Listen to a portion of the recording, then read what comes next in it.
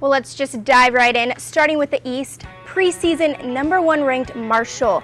A fast offense, great passing game. What do you have to say about Marshall? Well, you look at how many plays they run a game. It's phenomenal, leading the country in that. But this is an offense that averages 500 yards a game. That is pretty impressive. Last season, they had their highest scoring average since 1996. But I think it's great that their offense is potent. But the key to them last year was the improvement in defense. This year, they're going to be even better. They have 8 starters returning. Marshall is a very potent football team.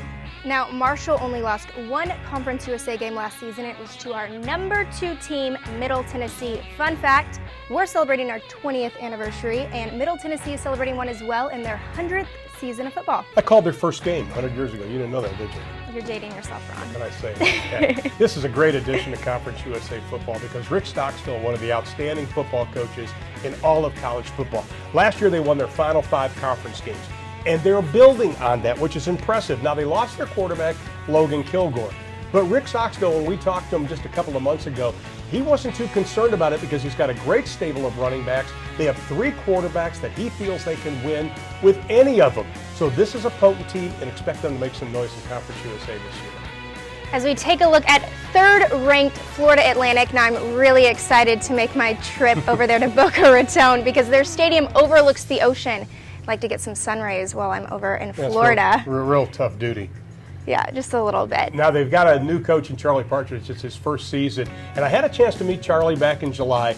He is an exciting guy. He understands what he's getting into. Now, this is a team, had a little problem last year, but they were able to rebound and win their final 4 games of the season.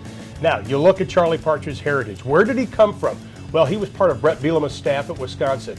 You think of Wisconsin, what do you think about? You think of rough and tumble football, running the football, just a cloud of dust. That's the kind of team he coached up there. However, they've got to replace some key players on their offensive line, but if they do, don't be surprised if this is a winning record for them this season. So that's the top half of the East Division. Now, settling out in the middle is league newcomer Western Kentucky University. Now, the Hilltoppers have a new coach, but they're certainly familiar with them. Well, Jeff Brom is considered an icon in the state of Kentucky, and he is inheriting a team that went 8-4 last season. Now, what makes it so good as far as this transition is concerned with Coach Jeff is the fact that he was on the staff last year. He is one of only 6 head coaches in their first year this season that were part of the previous staff. Everybody knows what Jeff's going to do offensively, and he's going to run the football. Think about what they did last year.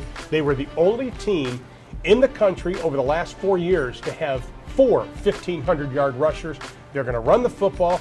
That is a good offense, and he's going to do a good job there.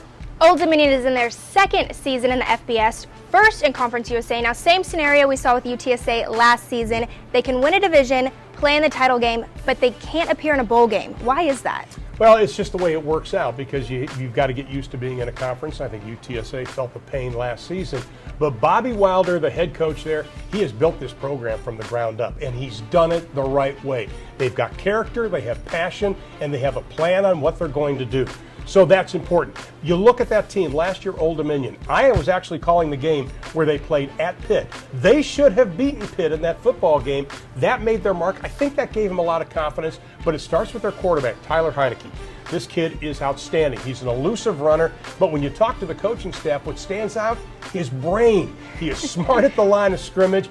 They're going to also have to have some answers on the offensive line to protect Taylor Heineke, but if they do, don't be surprised if ODU has a couple of upsets this year. Do you have a little man crush on Taylor Heineke? That's my new. It was Shane Carden previous years, but it's going to be Taylor Heineke this year. Well, UAB struggled last season, but there's a lot of optimism surrounding this team with the addition of new head coach Bill Clark. When you look at UAB and Bill Clark, he's the 3rd head coach for this football team since 2011. The one thing Coach Clark told me back in July, he has to tell these guys, I'm here to stay. I'm not going to be leaving you. They've got to buy into the program, and I think they've done that. Now, Bill was known as a defensive coach when he came to UAB, and that is going to be the stalwart for this football team. There's no question about it. Now, they have 8 players returning, starters returning on offense, 8 starters returning on defense. I think just Bill's personality and the foundation he is laying, he's going to be there a long time. These guys will buy into what he's saying. They're going to make some headway this season. Rounding out the East is FIU. Now, fans will be excited to know they have a record 8 home games this season. That is huge. I think 5 of their first 7 games are at home. And you look at their head coach, Ron Turner, in his 2nd year. First year was a difficult year for this football team. A lot of adjustments were being made. But when you look at it, not as far as the final score, but statistically, they made great strides last season. And I think they're making even bigger strides this season. They've got 9 starters back on offense, 5 on the offensive line. When you have an offensive line that can protect your quarterback, open up holes for a run game, that could lead to success.